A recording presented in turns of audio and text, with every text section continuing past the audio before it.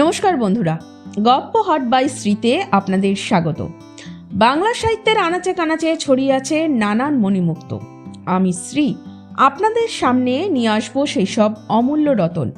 নিয়মিত বাংলা সাহিত্যের সেই সব অমূল্য সম্পদের খোঁজ পেতে চাইলে অবশ্যই গপ্প হট বাই শ্রী চ্যানেলটি সাবস্ক্রাইব করে নেবেন। একই সাথে পাশের বেল আইকনটি ক্লিক করতে ভুলবেন না যেন। এর ফলে নতুন গল্প আসলে সাথে সাথেই নোটিফিকেশন পেয়ে যাবেন আপনারা। শুরু হচ্ছে আজকের গল্প, প্রখ্যাত সাহিত্যিক হেমেন্দ্র কুমার রায় রচিত রুদ্রনারায়ণের বাগানবাড়ি। গল্পটি নেওয়া হয়েছে শিশু সাহিত্য সংসদের তরফ থেকে প্রকাশিত হেমেন্দ্র কুমার রায়ের কিশোর সাহিত্য সম্ভার থেকে। সময়ে সময়ে নাকি কেঁচো খুঁড়তে সাপ বেরিয়ে পড়ে। আমারও একদিন ওই দশা হয়েছিল। মাছ ধরতে গিয়ে ডাঙায় টেনে তুলেছিলাম। না থাক, ঘটনাটা গোড়া থেকেই বলা ভালো। আমার কাছে মাছ ধরতে যাওয়া হচ্ছে একটা নেশার মতো। মাছ পেলে তো কথাই নেই, কিন্তু মাছ না পেলেও আমার আনন্দ ম্লান হয় না। সারা বেলা মেঘমেদুর আকাশের তলায় নীল সরোবরের পাশে গাছের সবুজে সবুজে আলো ছায়ার ঝিরিমিলি দেখতে দেখতে বাতাসের গান শুনতে আমার বড় মিষ্টি লাগে। তাই কোথাও কোনো পুকুরের খবর পেলেই ছিপ কাঁধে করে ছুটি। সন্তোষ খবর দিল তাদের দেশে এক পুকুর আছে যার জলে 50 বছরের মধ্যে ছিপ পড়েনি এবং মাছ আছে হাজার হাজার। আমি বললাম, এমন আশ্চর্য পুকুরের কথা তো কখনো শুনিনি। পুকুরের অধিকারী গোড়া বৈষ্ণব বুঝি? সন্তোষ বলল, ঠিক উল্টো, তারা গোড়া শাক্ত। তবে ছিপের এমন অপমান কেন? মুর্শিদাবাদের সাগর দিঘির নাম শুনেছ তো? রাজা মহিপালের সাগর দিঘি? হ্যাঁ, 1 মাইল ব্যাপী বিরাট সেই দিঘি। তার বয়স শত শত বছর। তাতে মাছ আছে হয়তো লক্ষ লক্ষ, কিন্তু স্থানীয় লোকেরা ভয়ে সেখানে মাছ ধরে না, এমনকি তার জল পর্যন্ত ব্যবহার করতে চায় না। অথচ কি যে সেই ভয়, কেউ তা জানে না। বিভীষিকা যেখানে অজ্ঞাত, মানুষের আতঙ্ক সেইখানেই হয় বেশি। তোমাদের দেশের পুকুরটাও ওই জাতীয় নাকি? সন্তোষ সোজাসুজি জবাব না দিয়ে বলল, আমাদের গ্রামের বর্তমান জমিদারের পিতামহের নাম ছিল রাজা রুদ্রনারায়ণ। লোকের বসতি থেকে অনেক দূরে তার একখানি বাগান বাড়ি ছিল। তিনি তাই সেখানে বাস করতেন। 50 বছর আগে সেই বাগান বাড়ির একটি ঘরে হঠাৎই একদিন তার মুন্ডহীন মৃতদেহ পাওয়া যায়। আসল ব্যাপারটা প্রকাশ পায়নি, তবে কেউ যে তাকে খুন করে মুন্ডু কেটে নিয়ে পালিয়েছিল এতদিন পরেও এইটুকু আমরা অনুমান করতে পারি। সন্তোষ এই পর্যন্ত বলে থামল। আমি মনে মনে ভাবতে লাগলাম, রাজা রুদ্রনারায়ণের হত্যাকাণ্ডের সঙ্গে পুকুরের রুই কাতলার সম্পর্ক কি? সন্তোষ আবার মুখ খুলল, বলল, সেই সময় থেকেই ও বাগানে কেউ বাস করে না, তার পুকুরে কেউ মাছ ধরে না। তবে বাগান সংলগ্ন 2 মন্দিরে জমিদারের ঠাকুর আছেন, আজও তাদের পূজা হয়, আর সেই জন্যেই বাগান, পুকুর আর বাড়িখানি সংস্কারের অভাবে নষ্ট হয়ে যায়নি। কিন্তু মন্দিরের পূজারীও সন্ধ্যা পূজার পর সেখানে আর থাকেন না, তাড়াতাড়ি গ্রামে ফিরে অর্থাৎ পালিয়ে আসেন। আমি জিজ্ঞাসা করলাম, ওখানে অপদেবতার ভয়টাই আছে নাকি? তাও ঠিক জানি না, এই বিষয় নিয়ে আলোচনা করতে জমিদারের নিষেধ আছে। গ্রামের লোক নানা রকম কানাঘুষো করে বটে, আমি সেসবে কানও পাতি না, বিশ্বাসও করি না। তবে শুনেছি সেখানে এমন কোনো মূর্তিমান আতঙ্ক আছে যার নাম মুখেও উচ্চারণ করা উচিত নয়। যত সব বাজে কথা। আর এই সব কথা নিয়েই পল্লী গ্রামের আড্ডাগুলি ভর সন্ধ্যাবেলায় রীতিমতো জমে ওঠে। ভূত পেতনি, দৈত্য দানব, রূপকথার নায়ক নায়িকা। ভূত পেতনি বেঁচেছিল মানধাতার যুগে। একেলে মানুষ মরবার পর আর বাঁচবার সুযোগ পায় না। আমারও ওই মত। মরবার পর যে দেহ লুপ্ত হয়ে যায়, আত্মা যদি আবার সেই দেহ ধারণ করতে পারত, তাহলে এই প্রাচীনা পৃথিবীতে ভূত পেতনির দল এত ভারী হয়ে উঠত যে মানুষদের আর মাটিতে পা ফেলবার ঠাঁই থাকতো না। আমি জিজ্ঞাসা করলাম, রুদ্রনারায়ণের বাগান বাড়িতে মাছ ধরাও নিষেধ নাকি? না, এখন যিনি জমিদার তিনি আমার বন্ধু, তার কাছ থেকে অনায়াসেই অনুমতি আনতে পারি। ইচ্ছে থাকলে গ্রামের আরও অনেকেও মাছ ধরার অনুমতি পেতে পারত, কিন্তু কারোর সেই ইচ্ছে নেই। সকলেরই বিশ্বাস ও বাগানের পুকুরে মাছ ধরতে যাওয়া নিরাপদ নয়। আমি উৎসাহিত হয়ে বললাম, সন্তোষ, তুমি তোমার জমিদার বন্ধুর কাছে ছাড়পত্র জোগাড় করো। আমি খালি ওখানে মাছই ধরবো না, দিন তিনেক ওই বাগান বাড়িতে নির্জন বাসও করে আসবো। নির্জন বাস কেন? প্রথমত, আমি তোমাদের গ্রামের কুসংস্কার ভেঙে দিতে চাই। দ্বিতীয়ত, রহস্যময় বাড়ি, ভৌতিক আবহ এসব আমি ভালোবাসি। তৃতীয়ত, শহুরে জনতার তর্জন গর্জন ভারী একঘেয়ে হয়ে উঠেছে। বিজন স্তব্ধতার ভিতরে মনকে খানিকটা ছুটি দেবার স্বাদ হচ্ছে। সন্তোষ বলল, বহুত আচ্ছা, তাহলে আমিও তোমার সঙ্গী হতে চাই। রাজা রুদ্রনারায়ণ নিশ্চয়ই কবিদের মতো নির্জনতা প্রিয় ছিলেন। সাধারণ ধনীরা এমন জায়গায় বাগান বাড়ি তৈরি করেন না। বাগানের কোনো দিকে 5 মাইলের মধ্যে লোকালয় নেই। চারিধারে ধুধু করছে মাঠ আর মাঠ আর জলাভূমি।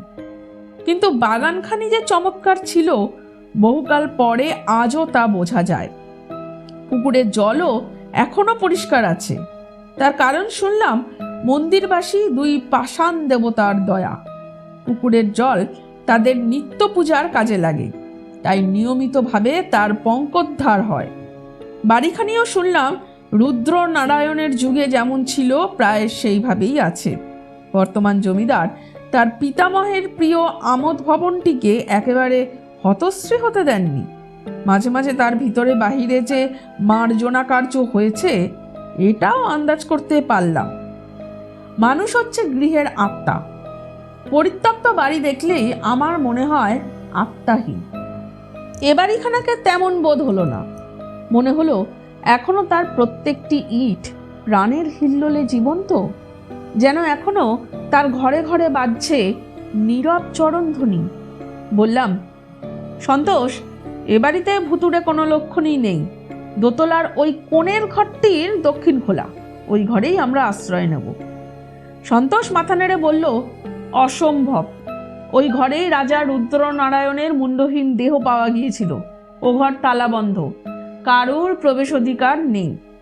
বেশ, তাহলে ওর পাশের ঘর, ওখানে পেলেও দুঃখিত হব না। বাগানের পাশের মন্দিরে উঠেছে সন্ধ্যারতির শঙ্খধ্বনি। তারপরেই এক মুহূর্তের ভিতর যেন ঘুমিয়ে পড়ল চতুর্দিক। দূরের মাঠ থেকে কোনো গৃহস্বামী গাভীর হাম্বাধ্বনি বা কৃষক কি রাখালের একটা কণ্ঠস্বর পর্যন্ত শোনা গেল না। এই জায়গাটা যেন মানুষের পৃথিবীর বাইরে। নির্জনতাকে কোনোদিন এমন স্পষ্টভাবে অনুভব করাবার সুযোগ পাইনি। স্তব্ধতাকেও মানস চক্ষে দেখলাম ফ্রেমে আঁটা ছবির মতো। মাঝখানে রয়েছে যেন মৌনতার রেখা লেখা, আর তারই চারিদিক ঘিরে শব্দময় অদৃশ্য ফ্রেমের মতো পাখিদের সন্ধ্যা কাকলি, তরুকুঞ্জের পত্রমর্মর, বাতাসের দীর্ঘশ্বাস, ঝিল্লিদের ঐকতান। সুন্দর। গাড়ি বারান্দার উপরে একলা দাঁড়িয়ে আছি। সন্তোষ গিয়েছে রাত্রের নিদ্রার বন্দোবস্ত করতে। মন্দিরের ভিতর থেকে 3 জন লোক বেরিয়ে এলো। একজনকে দেখেই বুঝলাম পূজারী। তারা হনহন করে চলে যাচ্ছিল। হঠাৎ আমাকে দেখেই গাড়ি বারান্দার সামনে থমকে দাঁড়িয়ে পড়ল। তাদের চোখ মুখ বিস্ময়চকিত। তাদের মনের ভাব বুঝে মৃদু হেসে বললাম, মশাইরা অবাক হয়ে কি দেখছেন? পূজারী বলল, আপনি কে? জমিদার বাবুর অতিথি। পূজারী 2 চক্ষু বিস্ফারিত করে ত্রস্ত স্বরে বলল, অতিথি এই বাড়িতে? সেরকমই তো মনে হচ্ছে। পূজারী আর কিছু বলল না। তারা 3 জনেই একবার পরস্পরের সঙ্গে অর্থপূর্ণ দৃষ্টি বিনিময় করে দ্রুত পদে বাগানের সীমানা পেরিয়ে অদৃশ্য হয়ে গেল। লোকগুলো সন্দেহজনক কথা ও ভাবভঙ্গি নিয়ে হয়তো মনে মনে খানিকক্ষণ নাড়াচাড়া করতাম, কিন্তু সে সময় আর পেলাম না। কারণ সুদূরের একটা তালবনের মাথার উপরে আকাশ তখন পরিয়ে দিচ্ছিল চাঁদের মণিমুকুট। সে গৌরবময় দৃশ্য আমাকে একেবারে অভিভূত করে দিল। গ্রামের কোনো চাকর বা পাচক আমাদের সঙ্গে এখানে রাত্রিবাস করতে রাজি হয়নি। কাজেই সন্তোষী করল নিজের হাতে রান্নার আয়োজন। এদিকে আমার বিদ্যা প্রথম ভাগ পর্যন্তও পৌঁছয়নি। আমি চেষ্টা করলে কেবল একটি জিনিস ভালো রাঁধতে পারি, ভাত। তবে হাঁড়ি নামিয়ে ফ্যান গালতে পারি না। আমরা যে ঘরে আশ্রয় নিয়েছিলাম সেখানে ছিল একখানা সেকেলে পালঙ্ক, দুখানা কাঠের কেদারা, দুখানা টুল, দেয়ালে টাঙানো দুখানা মস্ত মস্ত আরশি, একটা দেরাজওয়ালা আলনা ও কারুকার্য করা প্রকাণ্ড আলমারি। প্রত্যেক আসবাবই ময়লা ও জীর্ণ। দেয়ালে খান কয়েক পৌরাণিক ছবি ঝোলানো রয়েছে, সবগুলোই সেকালের বিখ্যাত চোরবাগান আর্ট স্টুডিওর লিথোগ্রাফ। চেয়ারের উপর বসে বসে সন্তোষের সঙ্গে আগামীকালের মৎস্য শিকার নিয়ে কথাবার্তা হচ্ছিল। জলে মাছেদের অবিরাম লাফালাফি দেখেই বুঝেছি এ পুকুর হচ্ছে ছিপধারীদের স্বপ্ন স্বর্গ। বড়শির সঙ্গে সাংঘাতিক পরিচয় হয়েছে এখানে এমন ঘাগি মাছের অভাব। ফেলোটোপ, তোলো মাছ, কালকের ব্যাপার যে এই হবে এ সম্বন্ধে আমার একটুও সন্দেহ নেই। মনের আনন্দে এমনই সব আলোচনা চলছে, এমন সময় নিজের হাতঘড়ির দিকে তাকিয়ে সন্তোষ বলে উঠল, রাত 12:30 বললাম, তাই নাকি? তাহলে নিদ্রা দেবীর আরাধনা করবার আগে আরেকবার আকাশের চাঁদমুখ দেখে আসি। উঠবার উপক্রম করছি, হঠাৎ পাশের ঘরে হলো একটা অভাবিত শব্দ। মেঝের উপর দিয়ে হর হর করে কে যেন একখানা ভারী চেয়ার টেনে ও ঘরের এদিক থেকে ওদিক পর্যন্ত নিয়ে গেল। ও ঘর মানে রাজা রুদ্রনারায়ণের তালাবন্ধ ঘর, যার মধ্যে কারোর ঢুকবার হুকুম নেই। সন্তোষ এক লাফে দাঁড়িয়ে উঠল। আমি বললাম, তুমি বললে এ বাড়িতে আর কেউ থাকে না, তবে ও ঘরে অমন সশব্দে চেয়ার টানল কে? হতভম্ব সন্তোষ কোনো জবাব দেবার আগেই বাইরে কোথায় দড়াম করে একটা দরজা খোলার আওয়াজ হলো। 8 মিনিট পরেই শোনা গেল সিঁড়ির উপর দিয়ে কে যেন দুম দুম করে অত্যন্ত ভারী পা ফেলে নিচের দিকে নেমে যাচ্ছে। শব্দ খুব উচ্চ ও পাগুলো ভারী বটে, কিন্তু মনে হলো যে নেমে গেল সে মাতাল আর অন্ধ। কারণ আওয়াজ শুনলেই বোঝা যায় সে পা ফেলছে দ্বিধা ভরে ও বিশৃঙ্খলভাবে। সন্তোষ বলল, খালি বাড়ি পেয়ে নিশ্চয়ই এখানে কোনো বদমাইশ এসে বাসা বেঁধেছে, চলো দেখে আসি। এরপরে সমস্ত ঘটনা ঘটল ঠিক বায়োস্কোপের ছবির মতোই দ্রুত।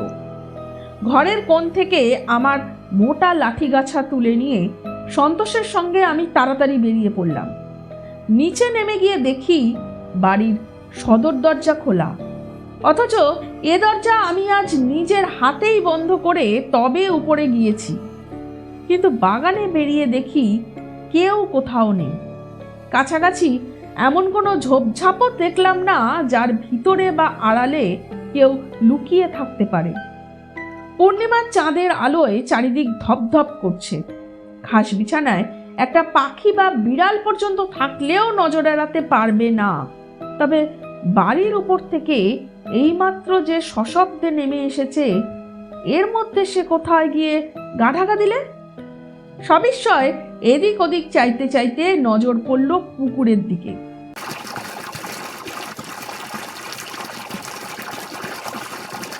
জীর্ণ ঘাট থেকে হাত কয়েক তফাতে জলের ওপরে দেখলাম একটা অস্বাভাবিক চাঞ্চল্য।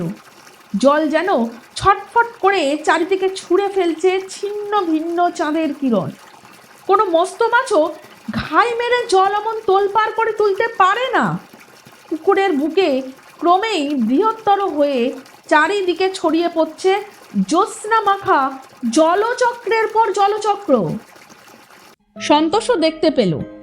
দুজনেই ছুটে ভাঙা ঘাটের উপরে গিয়ে দাঁড়ালাম।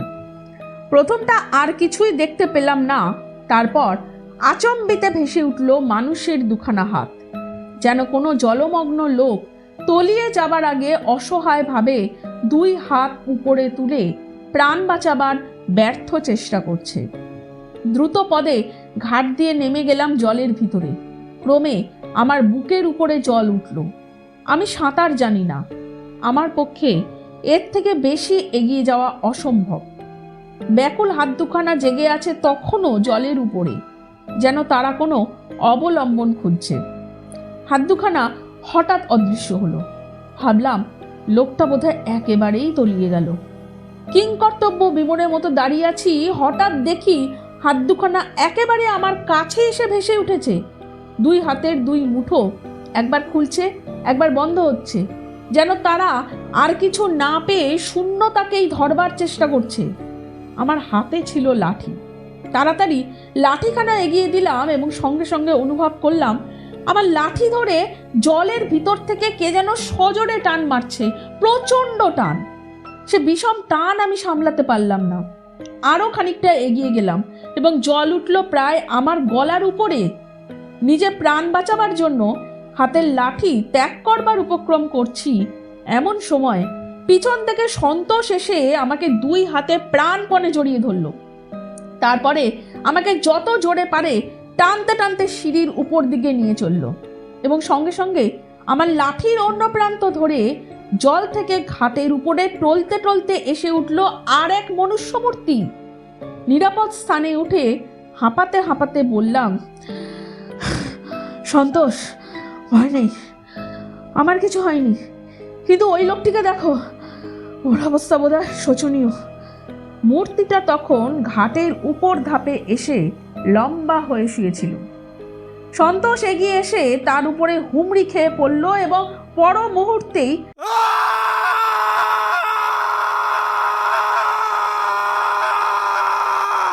বিকট এক চিৎকার করে সেখান থেকে এক ছুটে পালিয়ে গেল।